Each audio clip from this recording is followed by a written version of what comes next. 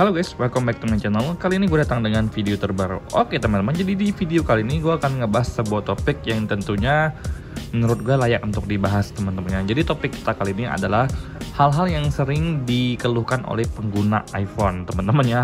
Jadi di sini gue pengen ngebahas sekaligus ngasih solusi dari perspektif dan pengalaman gue teman-teman. Jadi tanpa banyak basa-basi, kita langsung masuk ke video pembahasan kita berikut ini. Let's go.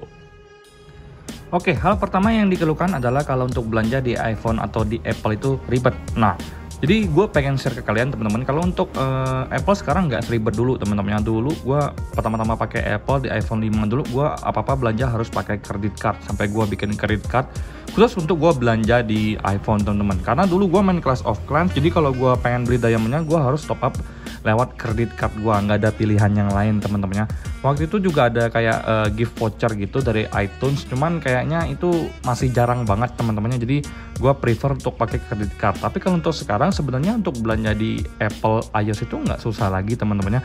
Kalian masuk ke setting teman-teman, kalian masuk ke bagian payment di sini, payment and shipping, kemudian kalian masuk di sini ada yang namanya add payment method. Nah di sini kalian bisa lihat sendiri teman-teman, di sini ada pilihan yang namanya credit debit card, itu udah bisa pakai BCA, udah bisa teman-teman, tapi jangan yang GPN teman-temannya. Jadi kalau kalian buka BCA yang cuma 50.000 itu nggak bisa, tapi segala macam rekening tuh bisa teman-teman. Jadi gue pakai CIMB Niaga bisa, pakai BCA gue bisa, jadi so far aman.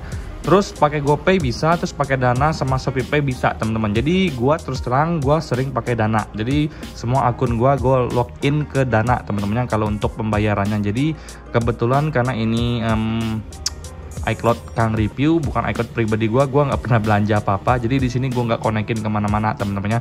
Jadi kalau untuk kalian yang bilang kalau untuk belanja di iPhone sekarang susah, sekarang nggak perlu susah-susah lagi. Yang penting kalian bisa lihat sendiri di sini ada opsi-opsinya, bisa pakai GoPay, Dana, ShopeePay. Gue biasanya pakai Dana, download Dana, kalian klik nanti di link account, connect deh. Jadi kalian isi dulu baru bisa belanja teman-temannya. Jadi itu untuk keluhan yang pertama, udah gue kasih solusinya berdasarkan pengalaman gue secara pribadi guys ya. Terus yang kedua adalah bang, iPhone gue cepet penuh, bingung gue mau simpen filenya kemana. Nah jadi di sini menurut gue secara pribadi teman-temannya, gue punya solusi sendiri untuk mengatasi misalkan banyaknya file yang ada di iPhone gue. Taruh aja seperti di sini teman-temannya, 32 GB iPhone 6 gue ini, dan juga iPhone 11 yang lagi nge-record ini juga 64 GB doang. 11 Pro gue ini cuman 64 GB doang teman-teman. Tapi bagi gue secara pribadi nggak masalah sama sekali karena gue langganan iCloud teman-teman. Jadi kalau langganan iCloud itu sebenarnya kalian langsung masuk ke pengaturan di sini, di bagian iCloudnya kalian langsung ambil yang iCloud di sini guys. Jadi kalian bisa milih sendiri teman-teman.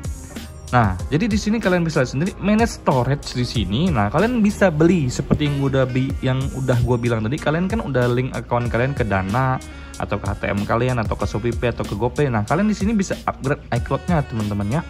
Jadi gunanya iCloud itu setelah kalian beli yang kapasitasnya gede banget, minimal paling kecil itu 50 GB. Nah, di sini teman-temannya, nah 50 GB 15.000 per bulan. Nah setelah kalian beli ini, itu semua foto yang ada di iPhone kalian itu udah ke backup di iCloud.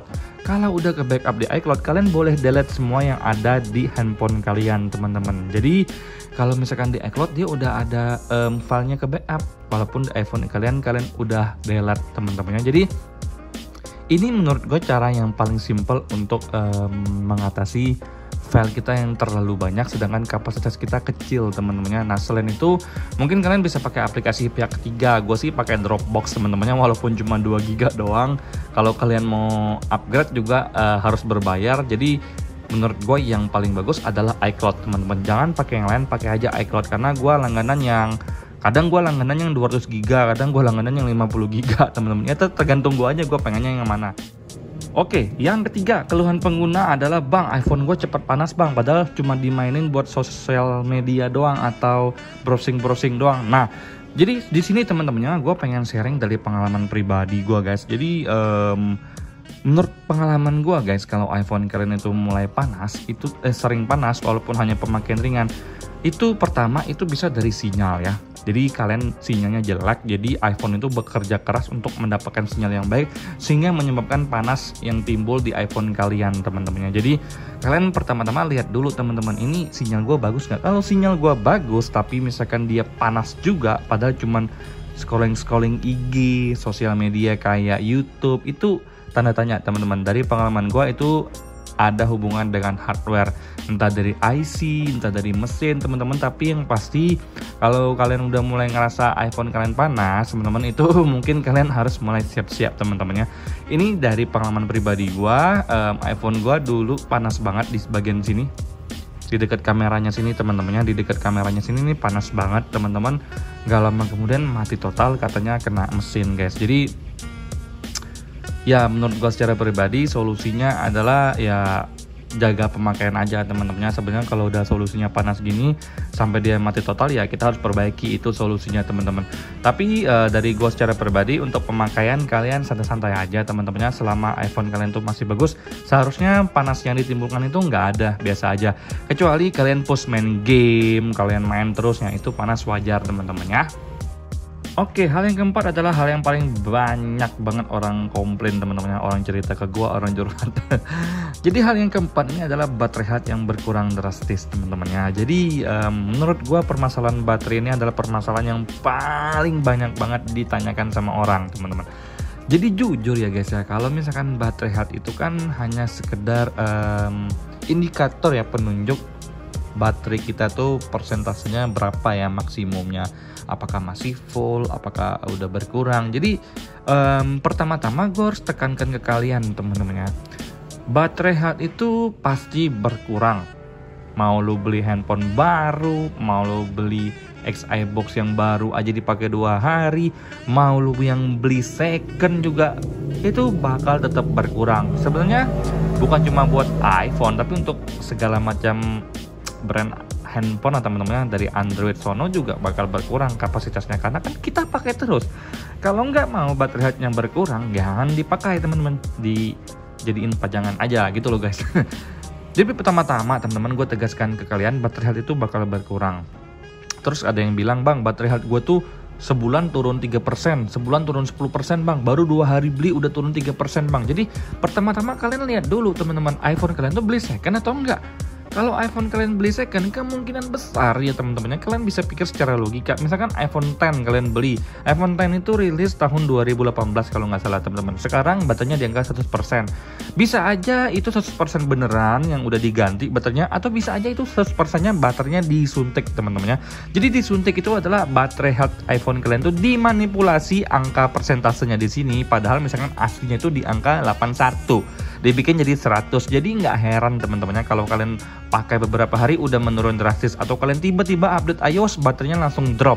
Jadi itu hal yang normal teman-teman. Jadi menurut gua teman-temannya, kalau untuk baterai health menurun itu nggak perlu stres, nggak perlu pusing, karena selama nggak ada masalah, selama nggak bikin langsung mati total, selama nggak sering restart, itu jangan dipusingin teman-teman. Ngapain pakai iPhone kalau hanya untuk baterai health kalian pusing banget teman-temannya. Jadi solusi dari gua guys, enjoy aja, nggak perlu dipusingin. Selama handphone kalian aman-aman aja, selama handphone kalian ini baterainya masih layak, pakai aja teman-teman. Yang namanya baterai ya suatu saat kalau habis ya tinggal diganti, nggak perlu repot-repot teman-temannya. Nah, gue kasih tips ke kalian juga teman-teman, kalau beli iPhone second itu teman-teman, apalagi untuk kelas iPhone 10, 10R, 7 Plus, 8 yang notabene udah di bawah 2018 teman-temannya. Gak usah deh cari yang 100% lagi teman-teman, cari aja yang 85-86%. Lebih enak lihatnya teman-teman, kapasitasnya real daripada lo beli yang 100% ternyata udah disuntik teman-teman ya. Oke guys, jadi hal yang terakhir adalah update OS teman-teman. Jadi banyak user yang bilang ke gua juga, bang update OS bisa bikin sinyal keblokir.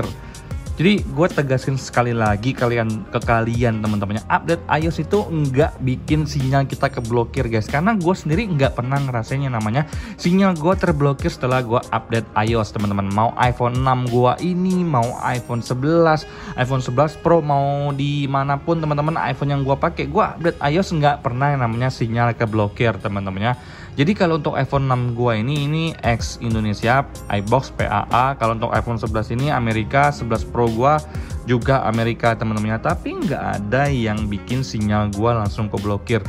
Jadi menurut gua secara pribadi teman-teman, itu tuh kayak random aja guys. Kalau misalkan kalian habis update iOS ya langsung keblokir, mungkin itu random aja dari servernya sana yang ngebaca kalian itu gimana teman-temannya. Karena gua nggak nemuin bukti konkret kalau bikin sinyal hilang itu karena update iOS. Enggak guys, gue nggak pernah nemuin yang namanya update iOS bikin sinyal hilang. Justru update iOS itu bikin handphone kita tuh sebenarnya jadi lebih oke untuk kedepannya teman-teman, karena kan di masa depan makin banyak nih malware yang bakal masuk ya, bakal disebarkan oleh para hacker untuk mencuri data, keamanan kita di sosial media, keamanan kita berselancar di dunia maya, itu banyak banget ancamannya. Jadi dengan sering update iOS itu adalah salah satu tanda bahwa Apple itu sayang sama usernya teman-temannya. Oke guys, jadi sekian video gue kali ini teman-temannya. Semoga video ini memberikan kalian sedikit solusi ya, atau sedikit gambaran kalau misalkan beberapa hal yang gue sebutkan di atas terjadi teman-temannya. Jadi menurut gue secara pribadi ya, hal yang terjadi itu ada sebabnya teman-temannya. Selama nggak bikin masalah yang terlalu parah, jadi jangan dipikirin teman-teman, kayak baterai health berkurang, misalkan beli di iOS susah. Jadi sebenarnya nggak ada masalah sama sekali teman-temannya dari beberapa hal yang kalian keluhkan itu. Jadi paling yang menurut gua agak bahaya itu adalah di handphone kalian yang tiba-tiba kerasa panas teman-temannya. Jadi itu harus jadi tanda tanya kalau misalkan handphone kalian sering banget berasa panasnya teman-teman. Oke guys, jadi kayaknya itu aja di video gua kali ini teman-temannya yang pengen gua sharing ke kalian. Semoga video ini memberikan kalian bantuan teman-temannya. Sampai jumpa di video selanjutnya. Semoga kalian dalam keadaan sehat. Bye bye. Komen dulu ya.